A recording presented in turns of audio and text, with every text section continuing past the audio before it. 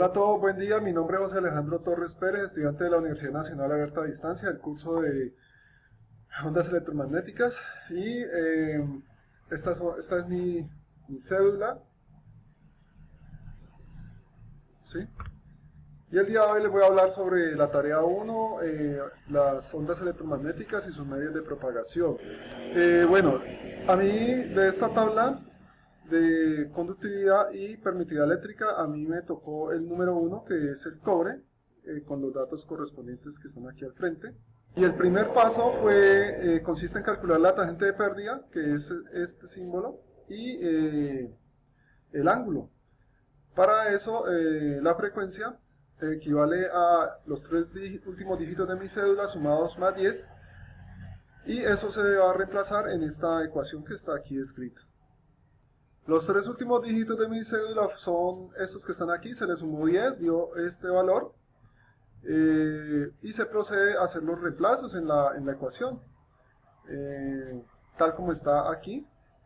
Se respetan las unidades de cada valor y se procede a hacer los cálculos en la calculadora, para lo cual se obtiene este valor que está aquí.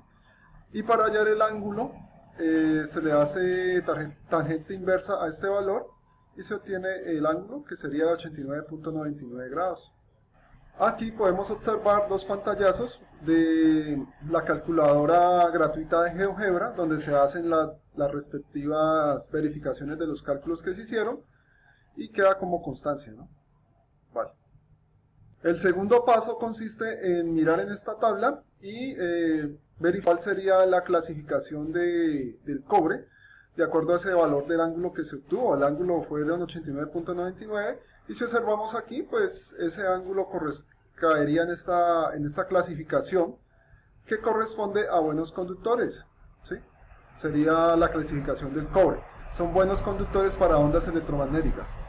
El tercer paso consiste en hacer los cálculos de las constantes de propagación gamma, constante de atenuación alfa y constante de fase beta, de acuerdo a esta tabla. Entonces, en esta tabla buscamos la clasificación anterior del cobre, que es buenos conductores. Entonces, para hallar esos tres valores, se mira la columna de buenos conductores y se hacen los respectivos reemplazos en estas fórmulas que estoy señalando aquí.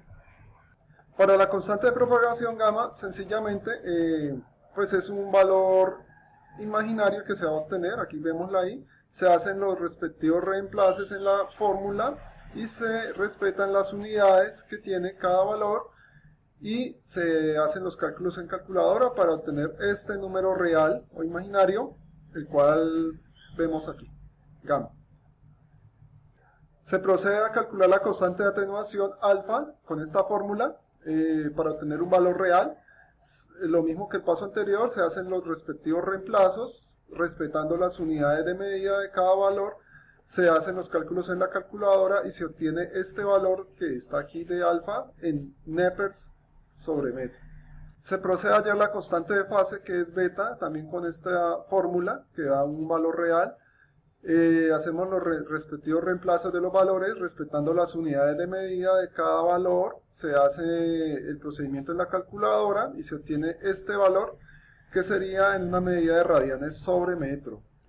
Aquí se puede observar un pantallazo general de los cálculos en la calculadora de GeoGebra, donde se corroboran los tres cálculos que se explicaron anteriormente, y se puede corroborar que quedaron bien. El siguiente paso es calcular estos siguientes conceptos, que son la velocidad de propagación, la longitud de onda y la profundidad de penetración de la onda en el medio, con estas fórmulas que están aquí. Entonces, para la velocidad de propagación, sencillamente se hacen los respectivos reemplazos de las variables, se respetan las unidades que trae cada variable y se procede a hacer los cálculos en calculadora para obtener este valor de aquí en metros sobre segundo.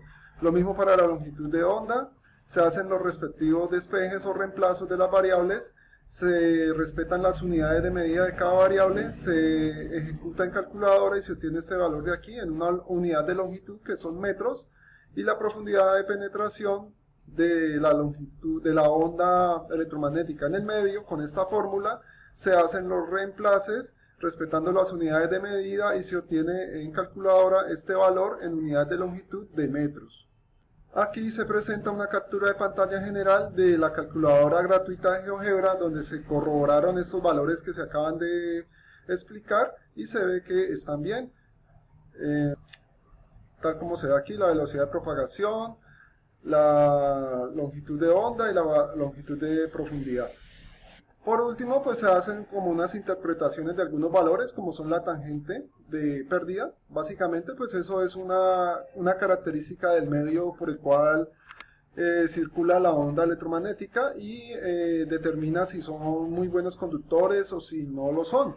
Y ya pues hay muchísimos valores calculados para diferentes medios de transporte de estas ondas, y sencillamente lo que uno hace es hacer el cálculo de esa tangente de pérdida y determinar pues las propiedades de ese medio. Para el caso del cobre que se hizo, pues fue este valor y el ángulo, que fueron de 89.99 grados. Por otro lado, la velocidad de propagación pues es la velocidad a la cual está viajando esa onda en ese medio de transporte, que sería el cobre. Entonces aquí pues nos dio 11.165 metros sobre segundo aproximadamente, y pues es un valor que no sobrepasa la velocidad de la luz, ¿sí? Desde ese punto de vista pues pensaría yo que está bien.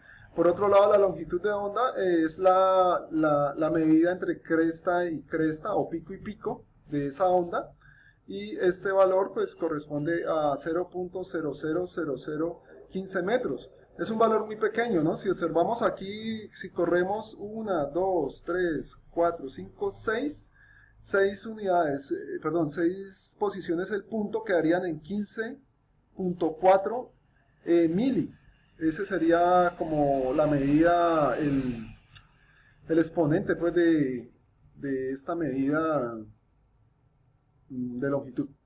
Y por otro lado, la medida de la profundidad de esa onda en el medio también nos dio bastante pequeña, sería 0.000024 metros. También si corremos el punto, sería 1, 2, 3, 4, 5, 6, serían 2.45 micrómetros. ¿Sí? Son medidas muy pequeñas, ¿no? Y bueno, eso fue todo por el momento. Muchas gracias por su atención.